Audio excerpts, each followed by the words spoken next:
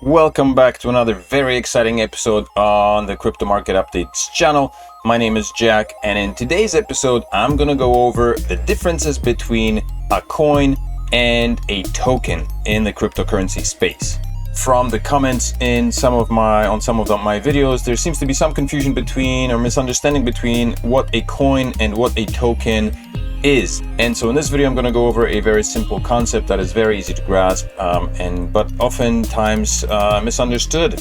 The difference between coins and tokens. I took the liberty of making a quick little PowerPoint and highlighting the most coins and tokens that are presently in circulation on the cryptocurrency exchanges. Just to give you a quick little background, currently there are more than 19,000 cryptocurrencies in existence and dozens of blockchain platforms that exist.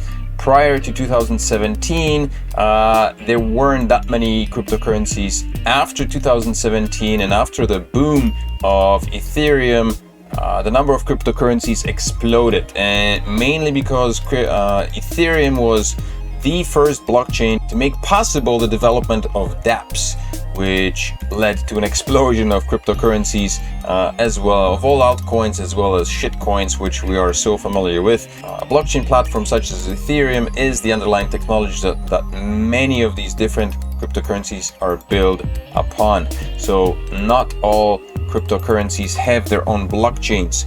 Bitcoin, for example, is the main cryptocurrency which has its own blockchain. Ethereum is the second biggest one, which also has its own blockchain, but the majority of cryptocurrencies that are out there do not have their own blockchains. And that is the underlying difference. Blockchain is a type of shared database that differs from a typical database in the way that it stores information. Blockchains store data in blocks that are then linked together via cryptography. This is not a video on what blockchains are and how they're built and how they function, but it is important to understand that each coin has its own blockchain. That is the main difference. A coin has its own blockchain. It's the native token for a particular blockchain. The way blockchains work, imagine taking an example of Bitcoin, there is a new transaction that is entered. A transaction is then transmitted to a network of peer-to-peer computers scattered across the world. So for example, if you are making a payment with Bitcoin, that transaction is then sent to the network of computers and it's scattered across. This way, hacking and breaching of the network is prevented. This network of computers then solves equations to confirm the validity of the transaction, just to make sure that this is a genuine transaction, that the Bitcoin is actually being sent. Once confirmed to be legitimate transactions, they are clustered together into blocks, which is where the name of blockchain derives. These blocks are then chained together, creating a long history of all transactions that are permanent, which means that every transaction that was ever made on the blockchain can be traced back and is recorded, and then the transaction is complete.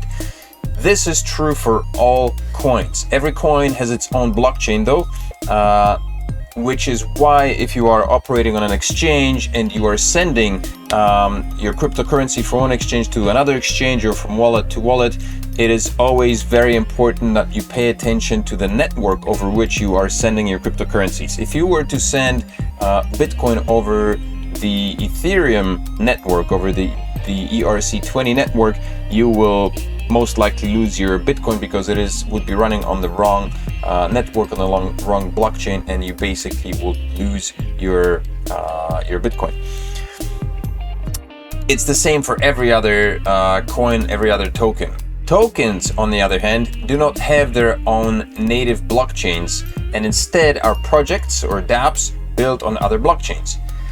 So imagine, if we go back to this layout, imagine that instead of a Bitcoin, this is another token. Let's say that this is the ERC20 network, and instead of Ethereum, there are a number of different projects that are built on Ethereum. They are also ERC20 tokens, but because Ethereum is a particular blockchain that allows the development of decentralized applications, it permits developers to create their own tokens and run them on the same blockchain as Ethereum on the ERC20 tokens, which is why you see a lot of projects have ERC20 tokens, which signifies that they are operational on the Ethereum blockchain.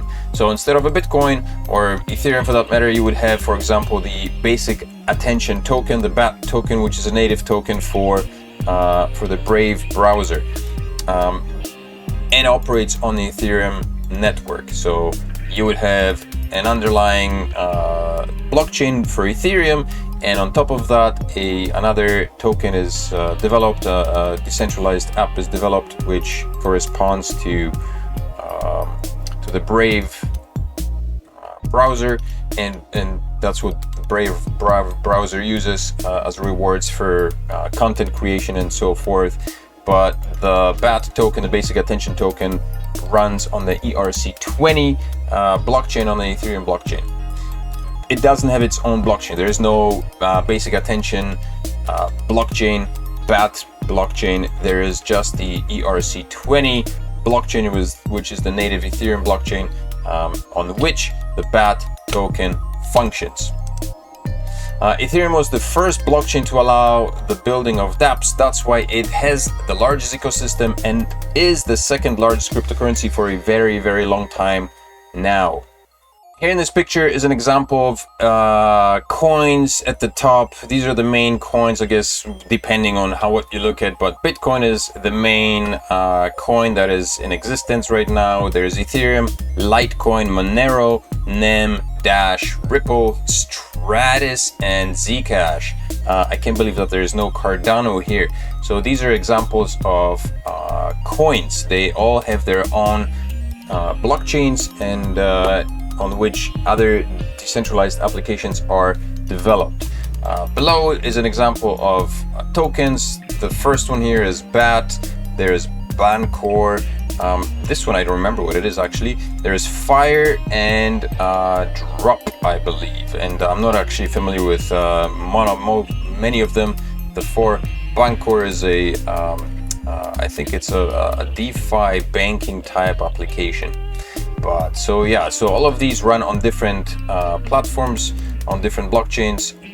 BAT and Bancor both run on Ethereum. Fire and Drop and the other one here, whatever that is, they run on Cardano.